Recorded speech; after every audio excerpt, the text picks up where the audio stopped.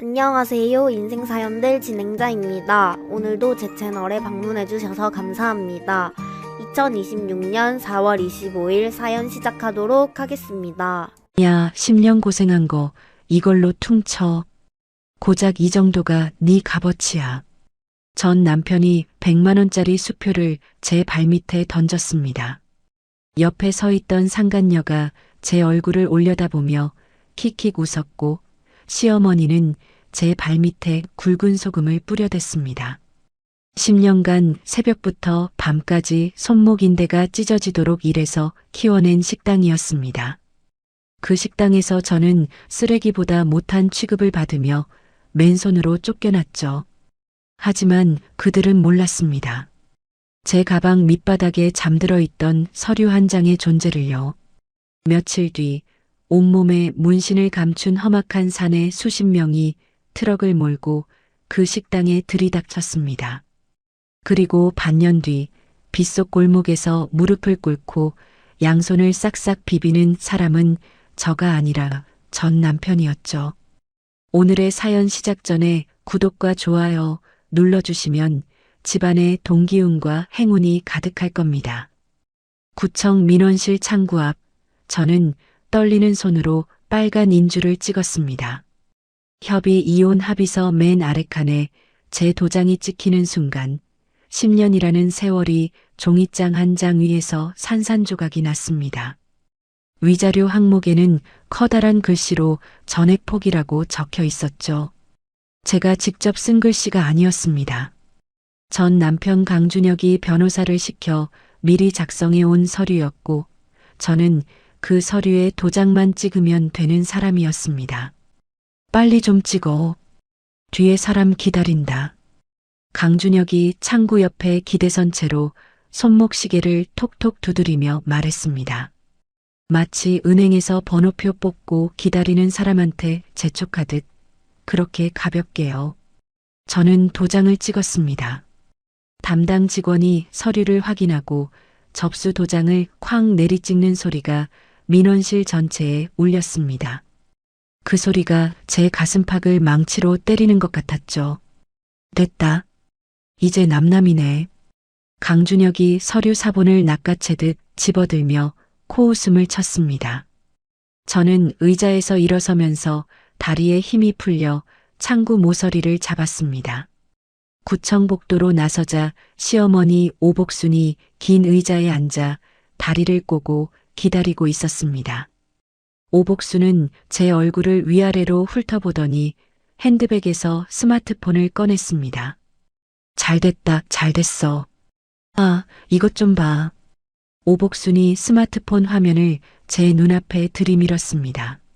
화면에는 저희 집 현관문 사진이 떠 있었는데 도어락 위에 포스트잇이 하나 붙어 있었습니다.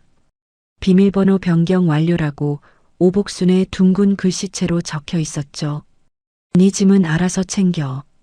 아, 근데 집에 있는 거 다 우리 준혁이 명의니까 혼수고 뭐고 손대지 마. 괜히 손댔다간 경찰 부를 거야. 오복순이 스마트폰을 다시 핸드백에 넣으며 자리에서 일어섰습니다. 강준혁이 어머니 옆에 나란히 서더니 양복 주머니에 두 손을 찔러 넣고 휘파람을 불었습니다. 엄마, 밥 먹으러 가자. 배고프다. 그래, 가자. 오늘 식당에 세 사람도 인사시켜야 하고. 모자는 제가 서 있는 복도를 스쳐 지나가며 구청 출입문을 나섰습니다. 오복순이 출입문을 밀며 뒤도 돌아보지 않고 내뱉었습니다. 10년 살림한 거 고맙다고는 해줄게. 근데 이제 얼씬도 하지 마. 유리문이 닫혔습니다. 저는 텅 빈 복도에 혼자 서서 두 손을 내려다봤습니다. 오른쪽 손목에는 아직도 주방에서 무거운 솥을 들다 찢어진 인대의 흉터가 선명했죠. 10년이었습니다. 동네 허름한 국밥집이었던 그 가게를 줄 서서 먹는 대형 식당으로 키워낸 10년. 새벽 4시에 일어나 육수를 끓이고 손목이 퉁퉁 붓도록 반찬을 만들고 밤 11시에 주방 바닥을 닦으며 보낸 3650일. 그 세월이 아까 그 빨간 도장 하나에 통째로 날아갔습니다. 구청을 나선 저는 갈 곳이 없었습니다. 지갑 안에는 현금 몇만 원과 체크카드 한 장이 전부였죠. 무작정 걷다 보니 발이 제 청춘을 통째로 삼켜버린 그 식당 앞 골목까지 저를 데려갔습니다. 식당 건너편 전봇대 뒤에 서서 유리창 너머를 들여다봤습니다. 카운터에 낯익은 여자가 앉아 있었습니다. 포스기 버튼을 누르며 직원에게 뭔가를 지시하고 있었죠. 강준혁의 내연녀 윤세라였습니다. 오복순이 홀 직원 2명을 윤세라 앞에 세워놓고 두 팔을 벌리며 소개하고 있었습니다. 유리창 너머로 오복순의 입모양이 읽혔습니다. 새 사장님이라는 단어가요. 잠시 뒤 오복순이 주방 쪽으로 사라지더니 커다란 검은 쓰레기 봉투를 질질 끌고 뒷문으로 나왔습니다. 봉투 사이로 제 앞치마와 조리용 실내화가 삐져나와 있었습니다. 오복순은 뒷골목 쓰레기통 옆에 그 봉투를 거칠게 내던지고 손을 탁탁 털며 다시 식당 안으로 들어갔습니다. 저는 발길을 돌렸습니다. 스마트폰을 꺼내 아까 검색해둔 고시원 주소를 다시 확인하고 택시를 잡았습니다. 고시원 방은 한 평 남짓한 크기에 곰팡이 냄새가 배어 있었습니다. 얇은 이불 위에 가방을 내려놓고 지퍼를 열었습니다. 가방 맨 밑바닥 갈색 서류 봉투가 손에 잡혔죠. 봉투를 열어 서류 한 장을 꺼냈습니다. 식당 건물의 등기부등본이었습니다. 소유자란에 적힌 이름은 강준혁도 오복순도 아니었습니다. 제 이름 한서진이 또렷하게 인쇄되어 있었죠. 돌아가신 시아버지 강태호 어르신이 3년 전 제게 남겨주신 것이었습니다. 시아버지는 제가 새벽부터 밤까지 주방에서 쓰러질 듯이 일하는 모습을 늘 안쓰럽게 바라보셨죠. 그리고 아무에게도 알리지 않고 건물 명의를 제 이름으로 바꿔주셨습니다. 재산세 고지서와 행정 우편물이 시댁으로 오지 않도록 수령 주소를 제 친정집으로, 이메일은 제 개인 계정으로 꼼꼼하게 돌려놓으셨죠. 그래서 오복순은 지금까지 자기가 건물주인 줄 알고 살았던 겁니다. 저는 등기부등본을 가슴에 꼭 안았습니다. 그리고 가방 안쪽 주머니에서 인감증명서와 신분증을 꺼내 나란히 놓았습니다. 이 건물을 어떻게 처분할지 저는 이미 정해두었습니다. 가장 아프게, 가장 철저하게 저 사람들이 2번 다시 일어서지 못하도록요. 저는 서류들을 다시 봉투에 넣고 운동화 끈을 단단히 묶었습니다. 고시원 문을 나서며 스마트폰 지도 앱에 명동을 검색했습니다.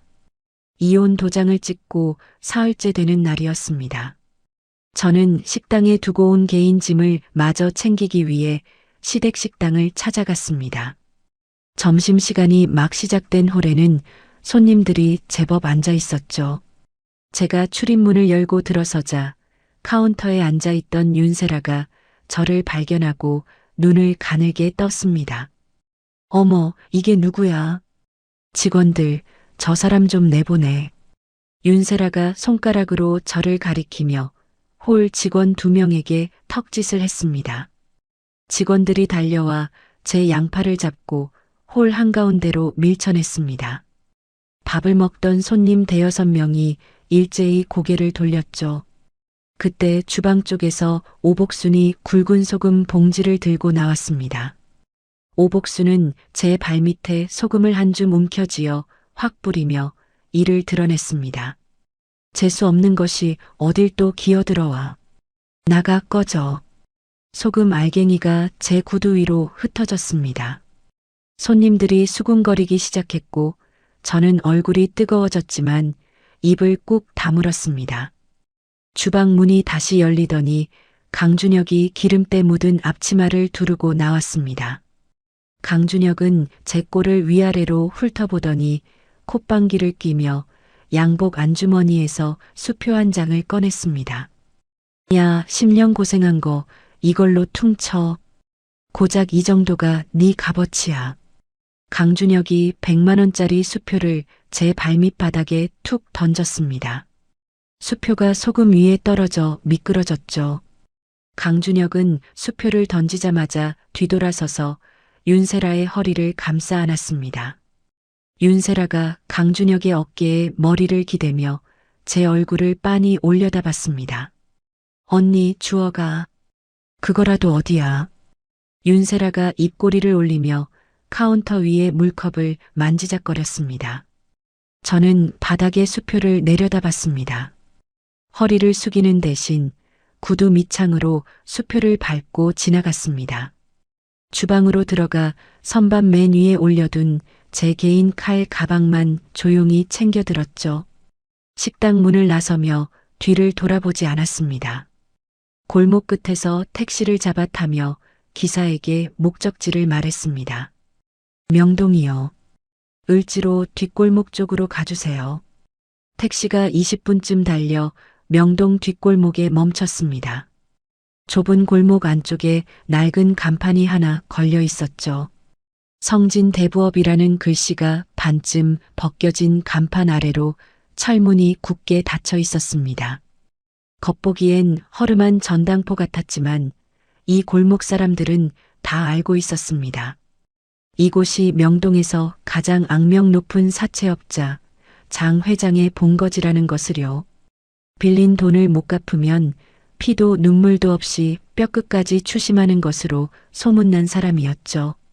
철문 앞에 서자 안에서 덩치 큰 남자 2명이 나왔습니다.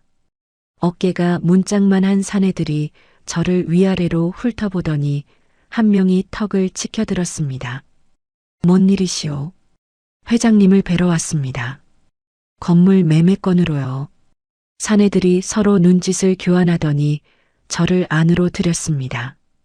좁은 복도를 지나 엘리베이터를 타고 올라간 꼭대기층에 장 회장의 사무실이 있었습니다.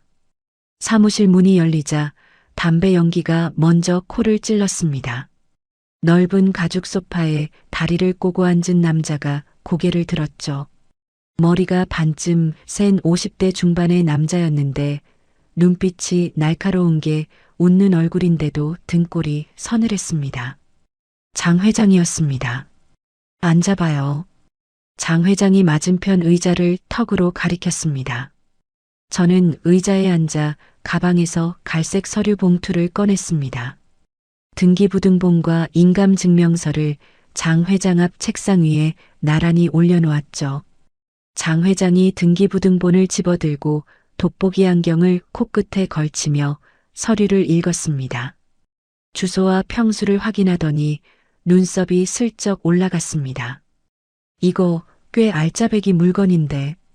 근데 왜 나를 찾아온 거요? 부동산 가면 제값 받을 수 있는 건물 아니요. 저는 두 손을 무릎 위에 가지런히 올리고 장 회장의 눈을 똑바로 바라봤습니다. 시세보다 싸게 드리겠습니다. 몇 억이고 깎아드릴게요. 대신 조건이 하나 있습니다. 장 회장이 담배를 재떨이에 비벼 끄며 몸을 앞으로 기울였습니다. 조건이라 말해봐요. 지금 그 건물에서 제 허락 없이 장사를 하고 있는 사람들이 있습니다. 제 전 남편이랑 시어머니인데 한 푼의 월세도 낸 적이 없어요. 그 사람들을 자비 없이 쫓아내 주십시오. 그게 유일한 조건입니다. 사무실에 잠깐 정적이 흘렀습니다. 장 회장이 등기부등본을 다시 한번 들여다보더니 입꼬리를 천천히 끌어올렸습니다. 시세보다 수억 싸게 이 건물을 내한테 넘기겠다. 대신 불법으로 깔아앉은 놈들을 내쫓아달라.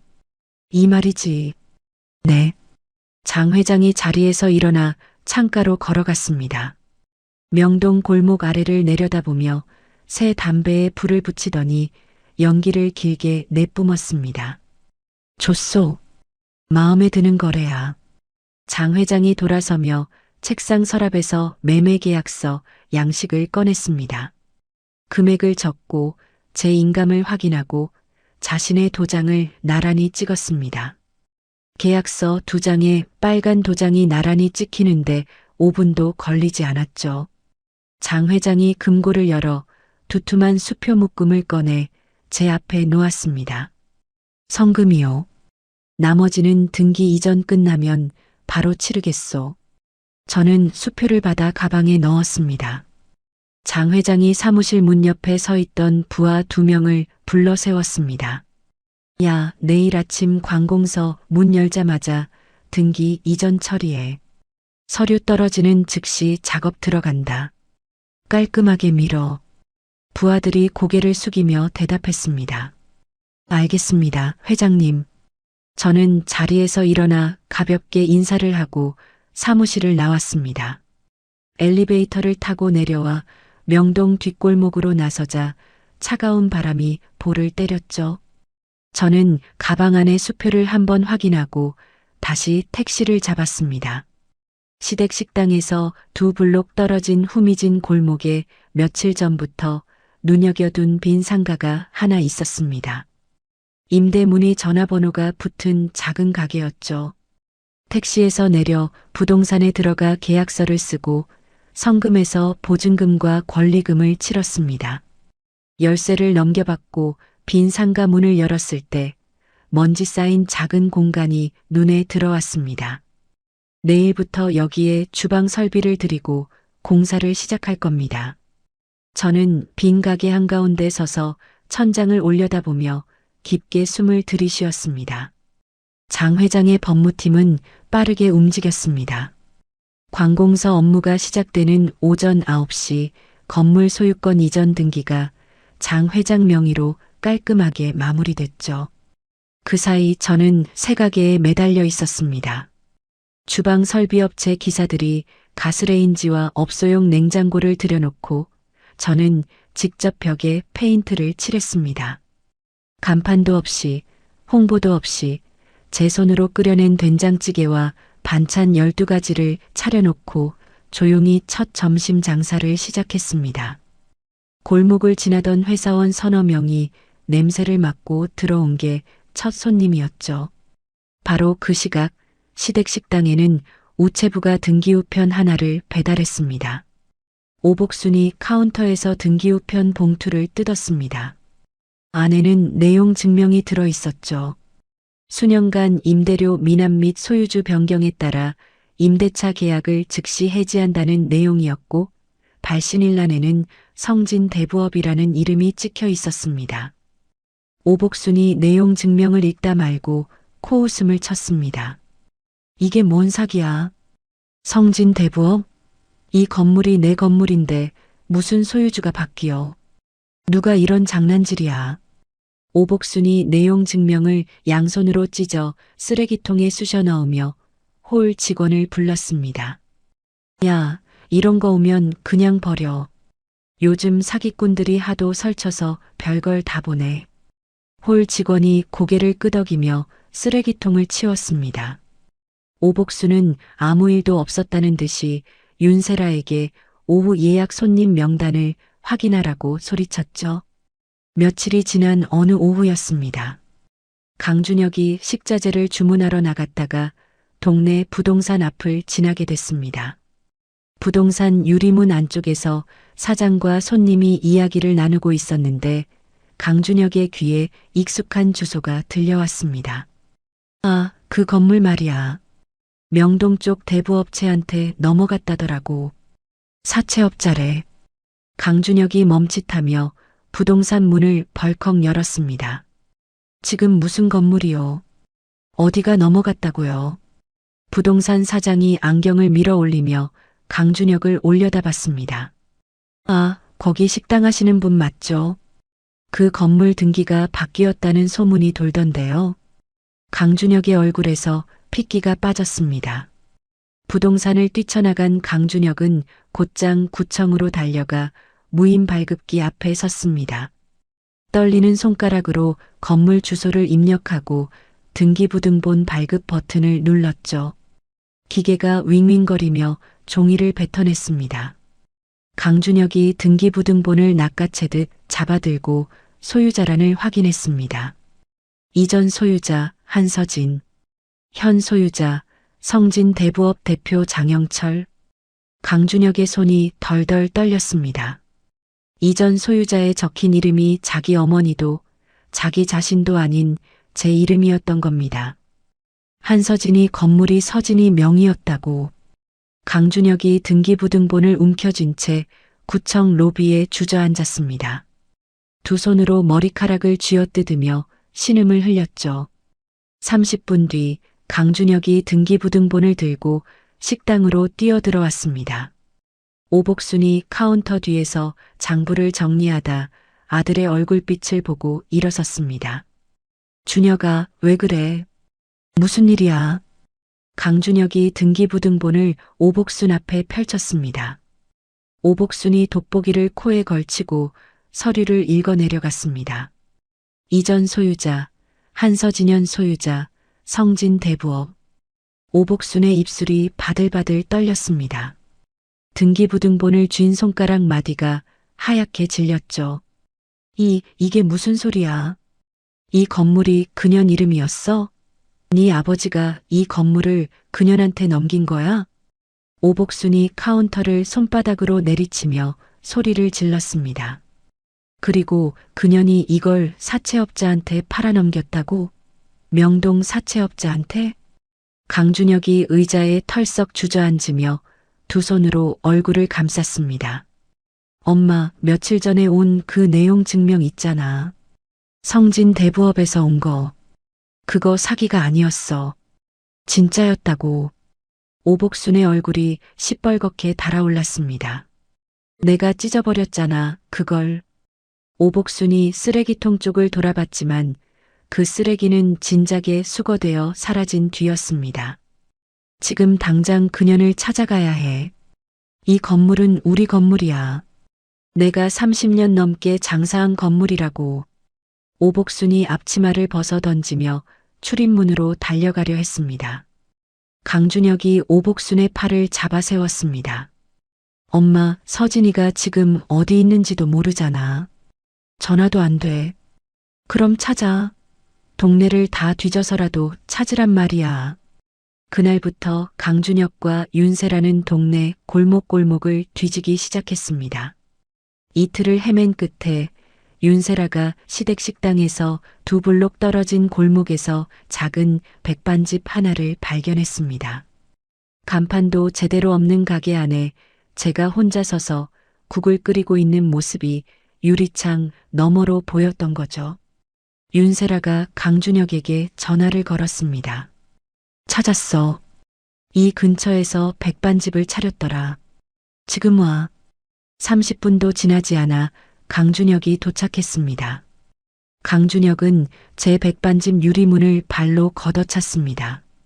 유리문이 벽에 부딪혀 쩌렁쩌렁 소리를 냈죠. 점심을 드시던 손님 네 분이 깜짝 놀라 고개를 돌렸습니다. 강준혁이 홀 한가운데로 성큼성큼 들어오며 고함을 질렀습니다. 한서진, 지금 당장 나와. 저는 주방 칸막이 뒤에서 국자를 내려놓고 홀로 나왔습니다. 건물을 팔아먹었어? 우리 식당 건물을 사채업자한테 팔아먹은 거야? 강준혁이 제 앞까지 다가오며 등기부등본을 제 얼굴 앞에 들이밀었습니다. 강준혁의 뒤를 따라 들어온 윤세라가 카운터 위에 반찬통을 팔로 쓸어 바닥에 떨어뜨렸습니다. 반찬통이 엎어지며 김치 국물이 바닥에 튀었죠.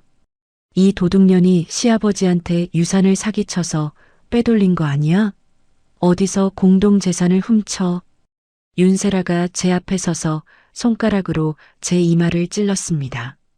강준혁이 손님들의 밥상 위에 놓인 국그릇을 팔로 쓸어 엎었습니다. 뜨거운 국물이 쏟아지며 손님 한 분이 비명을 지르고 자리에서 벌떡 일어났죠. 밥그릇이 바닥에 떨어져 산산조각이 났습니다. 저는 카운터 뒤로 물러섰습니다. 천장 구석에 설치해둔 CCTV의 빨간 불빛이 깜빡이는 것을 눈으로 확인했습니다. 각도가 홀 전체를 잡고 있었죠. 저는 주머니에서 스마트폰을 꺼내 112를 눌렀습니다. 여보세요, 영업방해 신고입니다. 가게에 난입해서 손님 밥상을 엎고 집기를 부수고 있습니다. 강준혁이 제 손에 든 스마트폰을 보고 눈을 부릅떴습니다. 야, 끊어. 경찰은 무슨 경찰이야. 10분 뒤 경찰 2명이 도착했습니다. 바닥에 엎어진 그릇과 음식물, 깨진 반찬통을 본 경찰이 강준혁과 윤세라에게 수갑을 채웠습니다. 아닙니다. 이건 오해예요. 저 여자가 우리 건물을 팔아먹어서. 강준혁이 수갑을 찬 채 뒤를 돌아보며 악을 썼습니다. 돌려놔, 한서진. 그 건물 반드시 돌려받을 거야. 두고 봐. 저는 경찰에게 다가가 미리 뽑아둔 CCTV 영상이 저장된 USB와 부서진 집기에 견적서를 건넸습니다. 합의 생각 없습니다. 전부 처벌해 주십시오. 경찰차가 골목을 빠져나가고 저는 엎어진 밥상과 깨진 그릇 사이에 홀로 서서 행주를 집어들었습니다. 무릎을 꿇고 바닥에 국물을 닦기 시작했죠. 강준혁은 경찰서에서 조사를 받고 나오자마자 변호사 사무실로 달려갔습니다. 제가 건물을 판 것이 무효라며 소송을 넣어달라고 떼를 썼죠.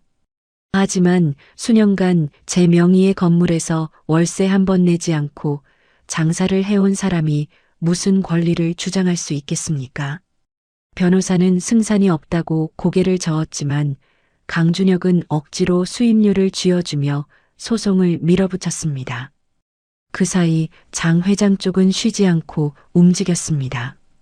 잦은 퇴거 기한으로 정해둔 날짜가 지나자마자 장 회장의 법무팀은 법원에 건물을 비워달라는 소송을 넣었습니다. 동시에 식당 안의 물건들을 빼돌리지 못하도록 법원 집행관이 직접 나와 가게 곳곳에 고시문을 붙였죠. 본 건물에 대한 점유이전 금지 결정이 내려졌으므로 건물 내 물품의 이동 및 반출을 금한다. 법원 직인이 찍힌 노란 종이가 식당 출입문, 주방문, 심지어 카운터 옆 벽에까지 덕지덕지 붙었습니다. 점심시간에 밥을 먹으러 온 단골 손님이 출입문의 고시문을 보더니 눈살을 찌푸리며 돌아섰죠. 여기 사채업자한테 넘어간 거래. 진짜? 그럼 여기서 밥 먹으면 안 되겠다. 소문은 하루 만에 동네 전체로 퍼졌습니다. 줄을 서던 손님들의 발길이 뚝 끊겼고 점심시간에도 홀에 앉은 손님이 2~3명을 넘기지 못했습니다. 사태가 심각해지자 가장 먼저 흔들린 것은 윤세라였습니다. 윤세라는 강준혁이 잠든 새벽에 식당 금고를 열어 남은 현금 다발을 꺼냈습니다. 강준혁의 옷장에서 명품 시계 2개를 빼내 자신의 가방에 쑤셔 넣었죠. 윤세라는 스마트폰으로 중고거래 앱을 열어 시계 사진을 찍어 올리며 도망칠 궁리를 시작했습니다. 강준혁은 줄어드는 매출에 다급해져 은행을 돌아다녔습니다. 제1금융권에서는 이미 건물이 남의 명의로 넘어간 상황에서 대출을 내어줄 리가 없었죠. 결국 강준혁은 이자가 높기로 유명한 저축은행과 캐피탈 회사를 전전하며 대출을 끌어모았습니다. 변호사 수임료, 밀린 식자재비, 직원 월급까지 전부 빚으로 메꾸기 시작한 겁니다. 오복수는 텅 빈 식당 홀에 앉아 창밖을 멍하니 바라보며 같은 말만 되풀이했습니다. 내가 30년을 여기서 장사했는데 이게 무슨 날벼락이야.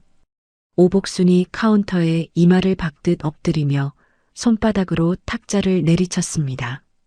옆에 서 있던 홀 직원이 어쩔 줄 몰라 물컵만 내밀었죠. 반면 제 백반집은 뜻밖의 흐름을 타기 시작했습니다. 강준혁과 윤세라가 난동을 부리던 날 밥상이 엎어지는 것을 직접 목격한 손님들이 있었거든요. 거기 사장님 불쌍하더라. 혼자서 장사하는데 전 남편이 쳐들어와서 난리를 치더라고. 진짜? 나도 가봐야겠다. 목격자들이 지인을 데려오고 그 지인이 또 다른 사람을 불러왔습니다. 작고 초라한 백반집에 하나둘 손님이 채워지기 시작했죠. 점심시간마다 4개뿐인 테이블이 꽉 찼고 자리가 없어 밖에서 기다리는 사람까지 생겼습니다. 저는 새벽 5시에 시장을 돌며 그날 쓸 식자재를 직접 골랐습니다. 가게로 돌아와 육수를 끓이고 반찬 12가지를 만들고 홀 바닥을 닦고 밤이 되면 그날의 매출을 한 푼도 빠짐없이 장부에 적었죠. 통장 잔고가 조금씩 불어나는 것을 확인할 때마다 이건 그 누구의 도움도 아닌 오로지 제 손으로 벌어들인 돈이라는 사실이 가슴 깊은 곳을 뜨겁게 데웠습니다. 몇 달간의 짧은 법적 다툼은 허무할 정도로 빨리 끝이 났습니다. 강준혁 측 변호사는 건물이 원래 강준혁 가족의 재산이었다고 주장했지만 등기부등본에는 제 이름이, 재산세 납부 내역에도 제 이름이, 시아버지가 직접 작성한 증여 서류에도 제 이름이 찍혀 있었습니다. 월세를 낸 적이 있다는 증거는 단 한 장도 나오지 않았죠. 법원은 장 회장 측의 손을 들어줬습니다. 건물을 비우라는 판결문이 강준혁 앞으로 날아든 날, 강준혁은 변호사 사무실 복도에서 벽을 주먹으로 내리쳤습니다. 이게 말이 돼. 그 건물에서 30년을 장사했는데 나가라고? 변호사가 서류 가방을 들고 나오며 고개를 저었습니다.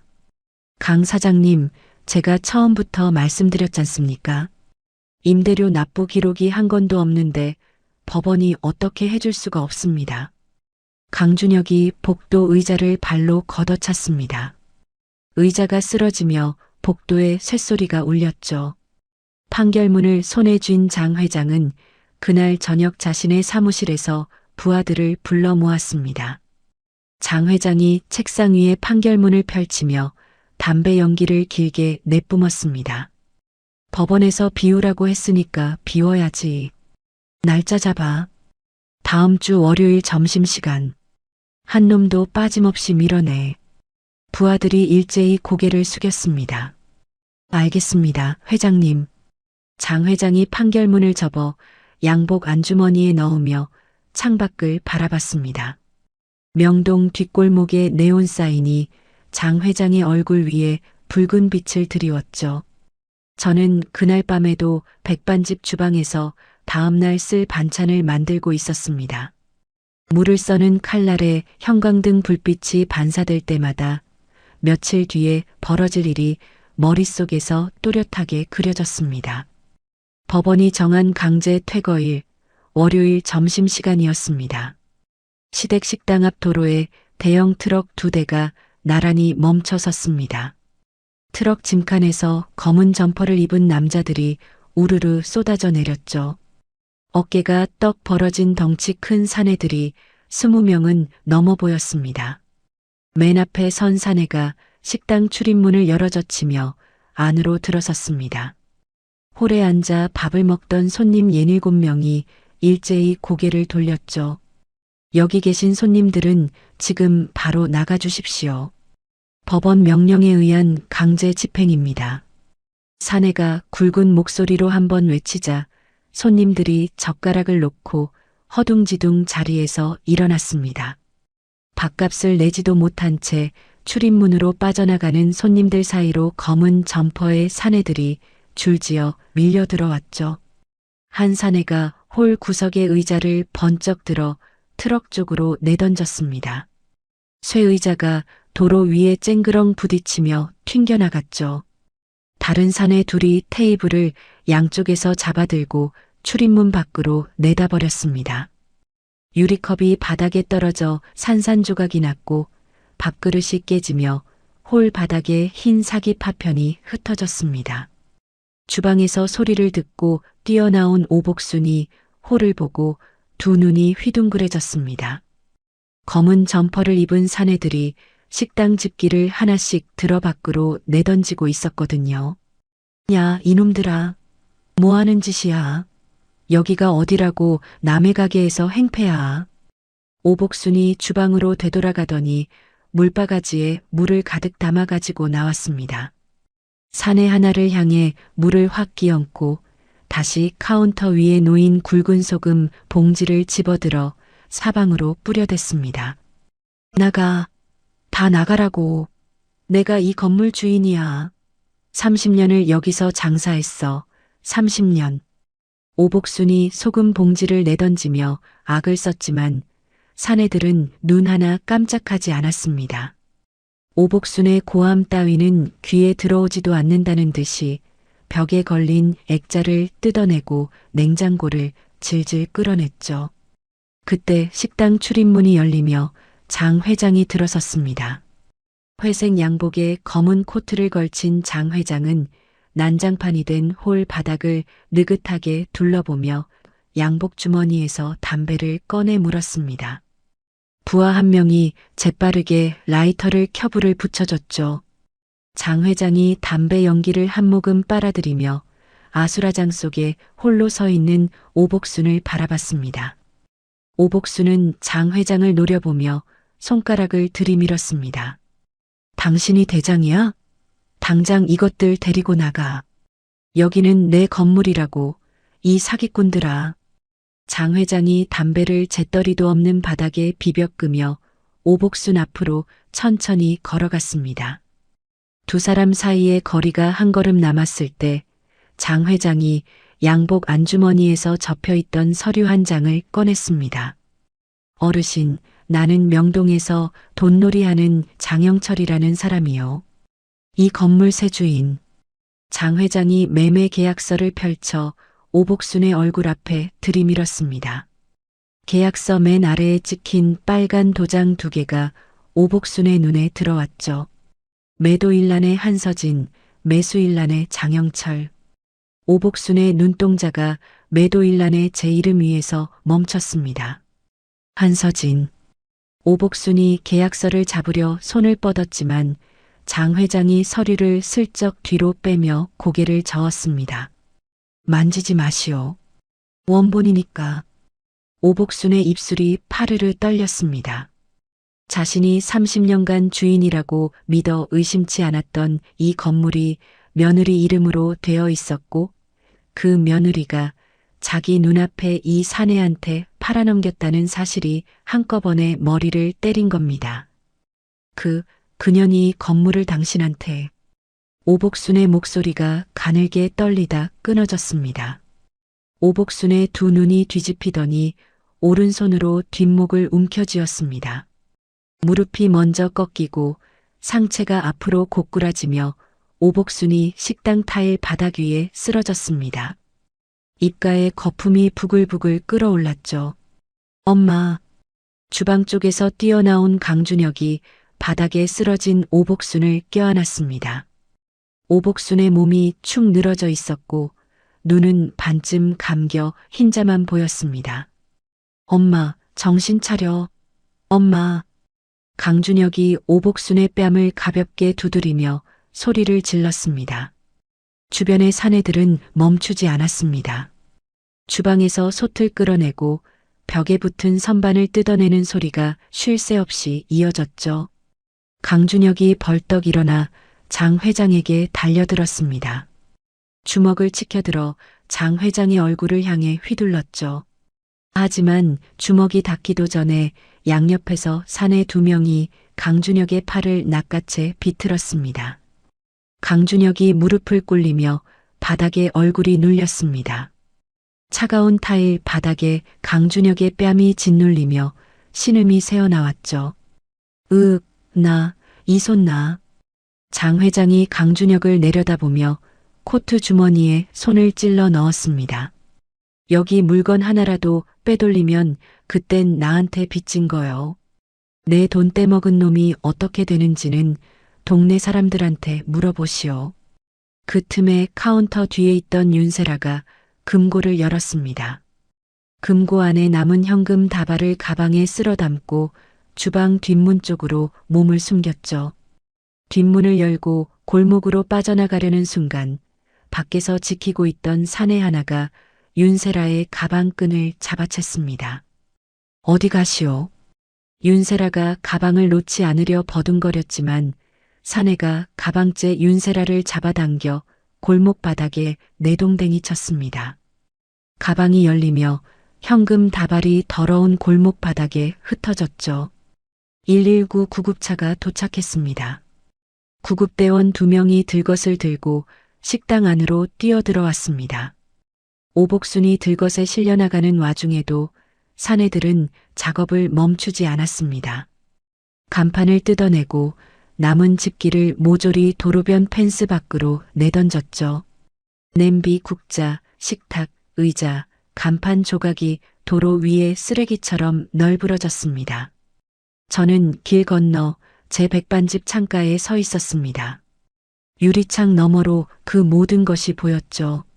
10년간 저를 식모 취급하던 사람들이 자기들의 탐욕으로 쌓아 올린 것들과 함께 길바닥으로 쏟아져 나오는 모습을요. 마지막으로 사내 한 명이 식당 셔터를 내리고 육중한 철제 자물쇠를 채웠습니다. 자물쇠가 딸깍 잠기는 소리가 골목 끝까지 울렸죠. 텅 빈 건물 앞 도로에는 깨진 그릇과 부서진 가구들만 쓰레기 더미처럼 쌓여 있었습니다. 저는 창가에서 몸을 돌려 주방으로 들어갔습니다. 가스레인지 위에서 된장찌개가 보글보글 끓고 있었고 점심 손님을 맞을 시간이었습니다. 빈털터리로 길바닥에 쫓겨난 다음 날부터 강준혁과 윤세라의 반격이 시작됐습니다. 둘의 무기는 스마트폰이었죠. 윤세라는 배달앱에 가짜 계정을 만들었습니다. 하나가 아니었습니다. 이름을 바꿔가며 수십 개의 계정을 만들어 제 백반집에 1점 별점을 매기기 시작했죠. 된장찌개에서 바퀴벌레가 나왔습니다. 사진은 너무 징그러워서 못 올립니다. 반찬에서 쉰내가 났어요. 먹고 나서 배탈이 심하게 났습니다. 절대 가지 마세요. 위생 상태가 최악입니다. 주방이 어떤 상태인지 상상도 하기 싫네요. 하루에 서너 개씩 매일같이 악성 리뷰가 올라왔습니다. 윤세라는 계정마다 문체를 조금씩 바꿔가며 마치 여러 사람이 쓴 것처럼 꾸몄죠. 강준혁은 더 교묘했습니다. 지역 주민 수만 명이 가입한 인터넷 맘카페에 익명으로 가입했습니다. 당근마켓 동네 생활 게시판에도 새 계정을 팠죠. 강준혁이 올린 글의 제목은 이랬습니다. 시아버지를 속여서 유산을 가로채고 시어머니를 길거리에 내쫓은 동네 식당 사장의 실체를 알려드립니다. 글 안에는 사실과 거짓을 교묘하게 뒤섞어 놓았습니다. 며느리가 치매 걸린 시아버지를 꼬드겨 재산을 빼돌렸다. 평생 장사한 시어머니를 길바닥에 내쫓고 건물을 사채업자에게 팔아먹었다. 불쌍한 시어머니는 충격으로 쓰러져 병원 신세를 지고 있다. 제 백반집 상호와 대략적인 위치까지 적어 놓았죠. 자극적인 제목과 억울한 시어머니의 이야기에 사람들이 몰려들었습니다. 글은 하루 만에 조회수 3,000을 넘겼고 댓글이 수백 개 달렸죠. 세상에 저런 며느리가 있다니 소름 끼치네요. 치매 걸린 시아버지한테 도장 찍게 한 거 아니에요? 이거 사기 아닌가요? 저 식당 절대 안 갑니다. 불매합니다. 댓글창이 분노로 불타올랐습니다. 글을 읽은 동네 주민 몇 명이 실제로 제 백반집을 찾아왔습니다. 새벽에 출입문에 날계란 서너 개를 던지고 도망갔죠. 유리문에 노란 달걀물이 흘러내렸고 문 옆 벽에는 욕설이 적힌 포스트잇이 빼곡하게 붙었습니다. 거기서 끝이 아니었습니다. 강준혁과 윤세라는 구청 위생과에 전화를 걸어 제 백반집이 무허가 시설에서 음식을 만들고 있다고 신고했습니다. 세무서에도 탈세 의혹으로 민원을 넣었죠. 영업이 한창인 점심시간 구청 위생과 직원 2명이 제 가게 문을 열고 들어왔습니다. 500 반집 사장님이시죠. 위생 점검 민원이 접수되어서 나왔습니다. 직원들이 주방을 살피고 냉장고를 열어보는 동안 밥을 먹던 손님들이 하나둘 자리에서 일어나 나가기 시작했습니다. 수저를 놓으며 수군거리는 소리가 들렸죠. 위생 점검 나온 식당에서 밥을 먹겠어? 위생과 직원은 아무 문제를 찾지 못하고 돌아갔지만 이미 손님들은 다 빠져나간 뒤였습니다. 텅 빈 홀에 저 혼자 남았죠. 배달의 평점은 5점 만점에 1.8점까지 떨어졌습니다. 맘카페에서 시작된 불매운동은 당근마켓까지 번졌고 줄을 서던 점심 손님은 일주일 만에 반도 오지 않았습니다. 주방을 도와주던 아주머니 한 분이 홀에 나와 앞치마를 풀며 눈시울을 붉혔습니다. 사장님, 나도 여기서 계속 일하고 싶은데 손님이 이렇게 없으니 월급을 받을 수가 있어야지요. 아주머니 사정은 제가 잘 알죠. 괜찮습니다. 다른 데 알아보세요. 아주머니가 나가고 저는 혼자 홀 바닥을 걸레로 닦았습니다. 무릎을 꿇고 테이블 다리 밑을 닦는데 출입문 쪽에서 그림자가 드리워졌습니다. 고개를 들자 강준혁이 서 있었습니다. 두 손을 주머니에 찔러 넣고 텅 빈 홀을 둘러보며 입꼬리를 올리고 있었죠. 장사 잘 되나 보네. 손님이 바글바글하다. 저는 걸레를 내려놓고 천천히 일어섰습니다. 강준혁이 빈 테이블을 손가락으로 톡톡 두드리며 제 앞으로 다가왔습니다. 내가 올린 글 봤지. 댓글이 몇백 개가 달렸더라. 불매 운동까지 하더라고. 강준혁이 의자를 끌어당겨 앉으며 다리를 꼬았습니다. 한서진, 솔직히 말해서 너 이대로면 한 달도 못 버텨. 그래서 내가 좋은 제안을 하나 하러 왔어. 무슨 제안인데? 1억만 줘. 그러면 내가 올린 글 다 지워줄게. 맘카페도 당근마켓도 배달앱 리뷰도 전부 깔끔하게. 강준혁이 테이블 위에 팔꿈치를 올리며 제 눈을 빤히 들여다봤습니다. 1억이면 싸지. 이 가게 접는 것보다 나을 거 아니야. 저는 강준혁의 얼굴을 가만히 바라봤습니다. 오른손을 앞치마 주머니 안으로 넣어 스마트폰 화면을 더듬었습니다. 녹음 버튼을 누르는 감촉이 손끝에 전해졌죠. 1억을 주면 진짜 다 지워주는 거야? 당연하지. 내가 올린 건 내가 지울 수 있으니까. 돈만 주면 바로 지워줄게. 세라가 올린 배달앱 리뷰도 내가 말해서 다 삭제시킬 테니까. 강준혁이 의자에서 일어나며 제 어깨 옆을 스치고 지나갔습니다. 잘 생각해. 시간은 없어. 강준혁이 출입문을 밀고 나갔습니다. 저는 주머니에서 스마트폰을 꺼내 녹음 파일을 확인했습니다. 녹음 시간 3분 47초. 강준혁이 자기 입으로 글을 올렸다고 말한 것, 윤세라가 배달앱 리뷰를 조작했다고 말한 것, 1억을 요구한 것까지 전부 담겨 있었죠. 저는 스마트폰을 내려놓고 카운터 뒤 컴퓨터를 켰습니다. 바탕 화면에 만들어둔 폴더가 있었습니다. 폴더 안에는 건물 등기부등본 사본, 제 이름으로 납부된 수년치 재산세 내역, 강준혁의 외도를 증명하는 사진들, 위자료 전액 포기가 적힌 협의 이혼 합의서, 강준혁과 윤세라가 제 백반집에서 난동을 부리다 경찰에 끌려가는 CCTV 영상 캡처본이 날짜별로 정리되어 있었습니다. 저는 워드 프로그램을 열었습니다.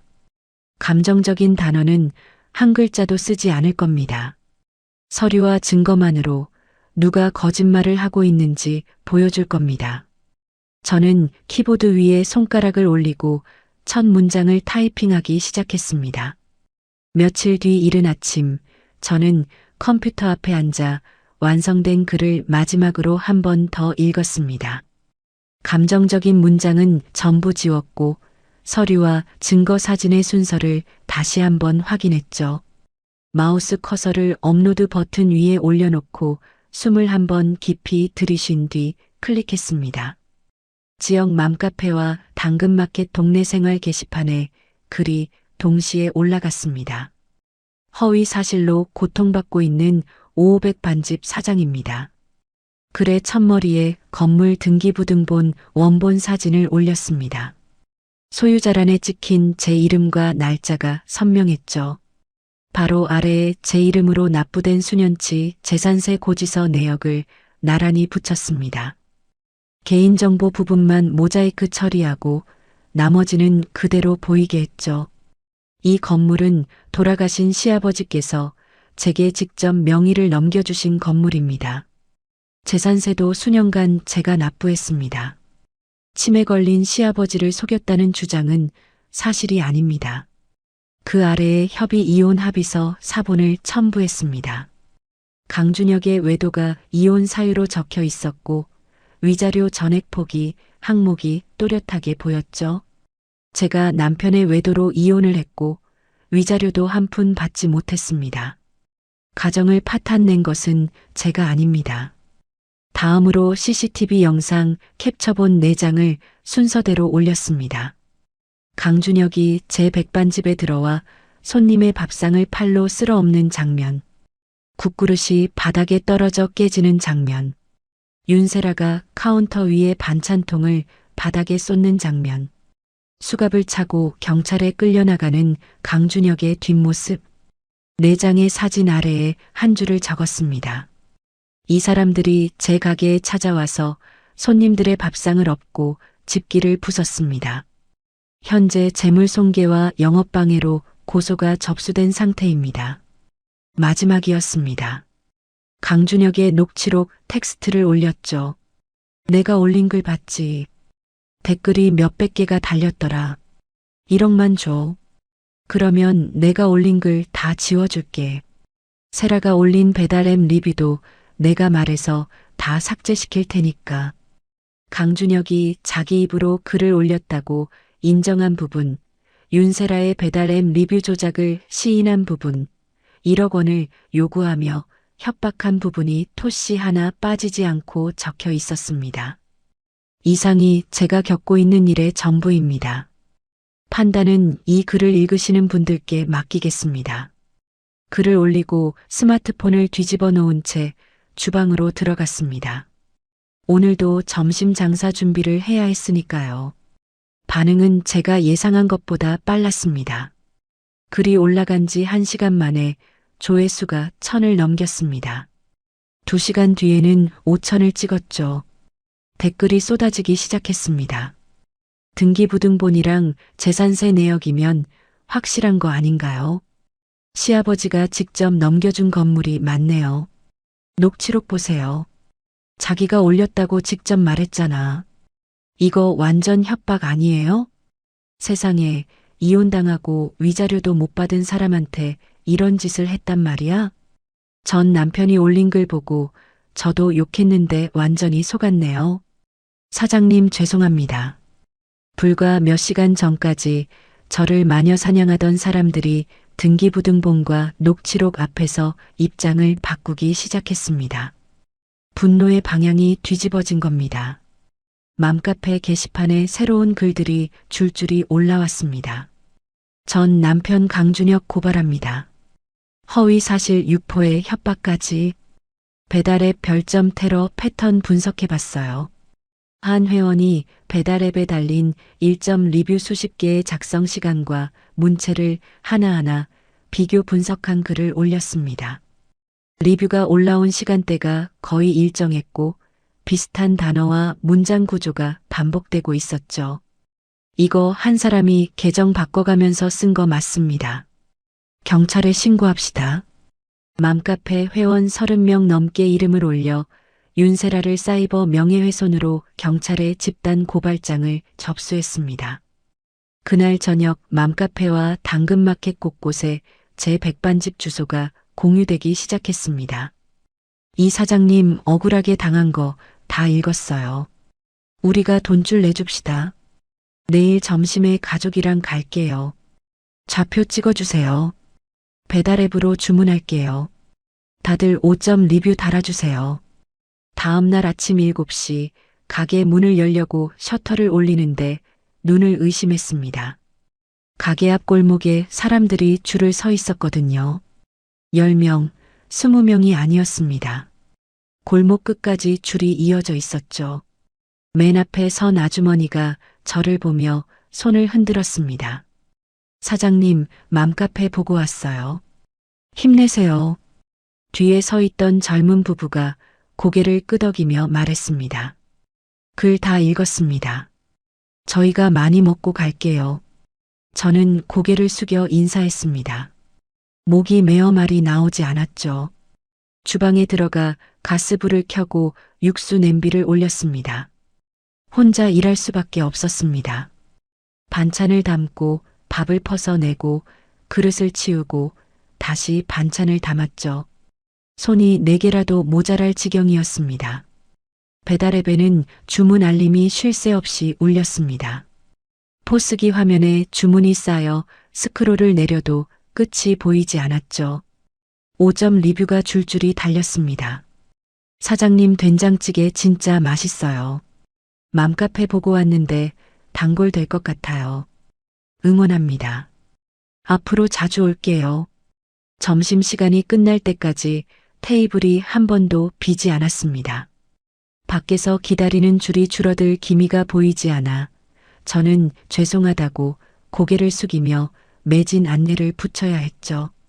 그날 저녁 강준혁에게 경찰서 출석 통보가 날아갔습니다.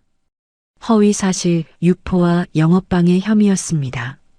맘카페에 올린 글과 녹취록이 증거로 첨부되어 있었죠. 강준혁은 경찰서에 끌려가 강도 높은 조사를 받았습니다. 조사실에서 나온 강준혁의 얼굴은 홍당무처럼 빨갛게 달아올라 있었다고 나중에 들었습니다.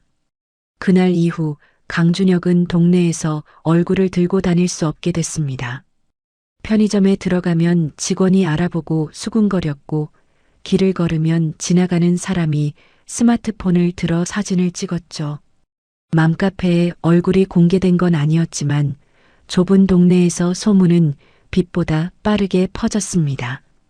강준혁이 10년간 조강지처를 부려먹고 버렸다는 것. 상간녀를 데려와 식당에 앉혔다는 것. 건물에서 쫓겨나자 인터넷에 가짜 글을 도배하고 1억을 뜯으려 했다는 것. 동네 사람 모두가 알게 됐습니다. 저는 그날 밤 가게 문을 닫고 혼자 주방 바닥에 쭈그려 앉았습니다.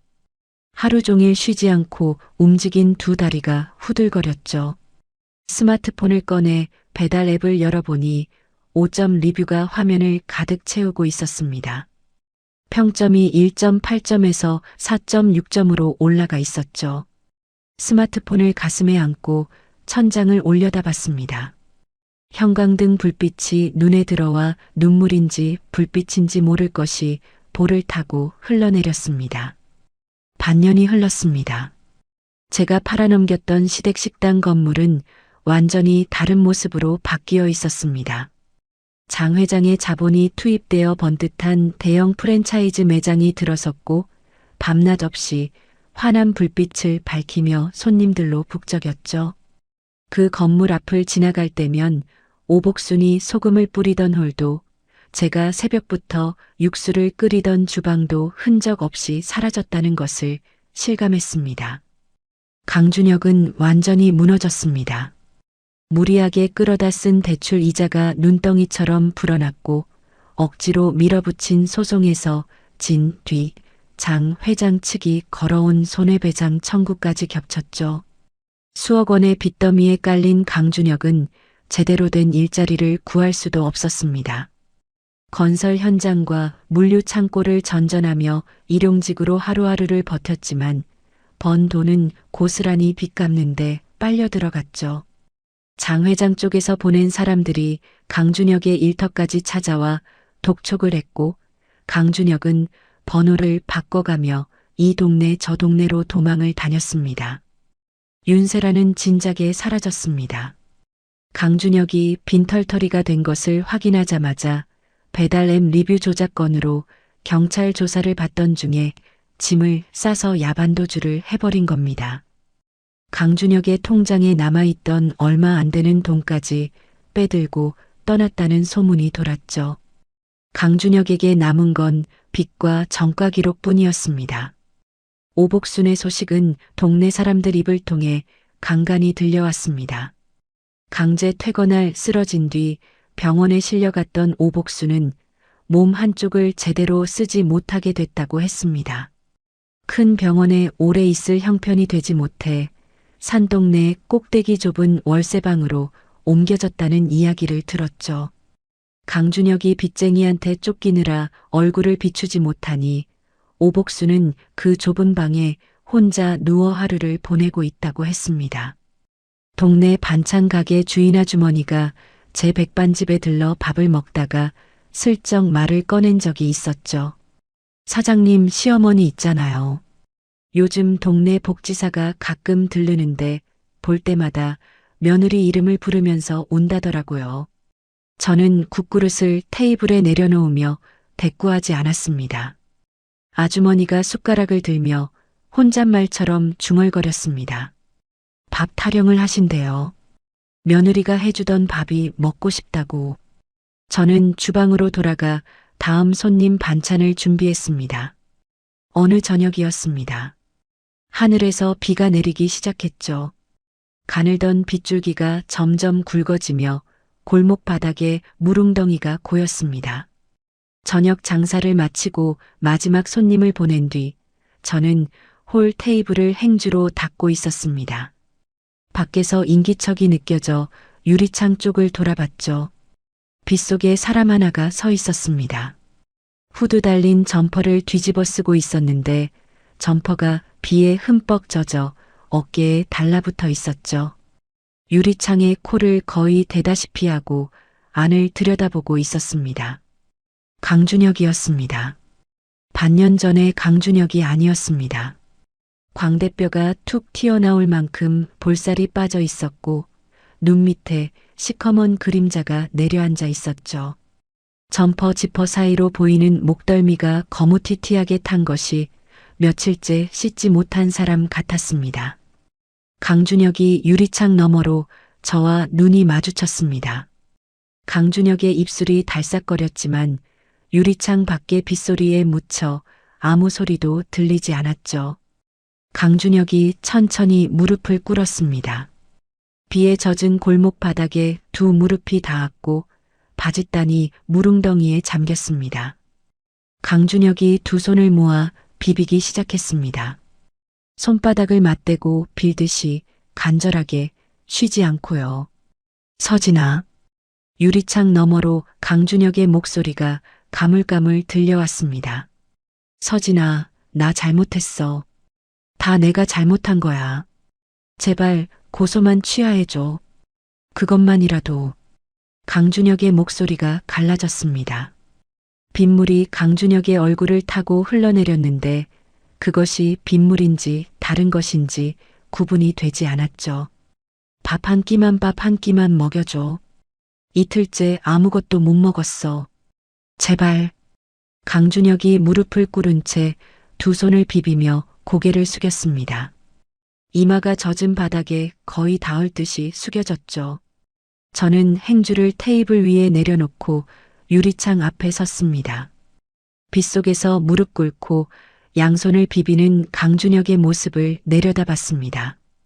구청 복도에서 콧노래를 불렀던 사람, 100만 원짜리 수표를 제 발밑에 던졌던 사람, 상간녀의 허리를 감싸 안고 제 앞에서 웃었던 사람, 제 백반집에 쳐들어와 손님의 밥상을 엎었던 사람, 인터넷에 가짜 글을 올리고 1억을 뜯으려 했던 사람.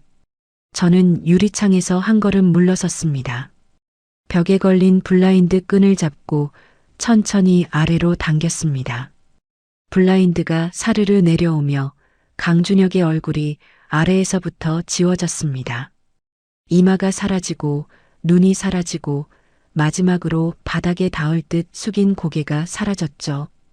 블라인드가 바닥까지 완전히 내려왔습니다.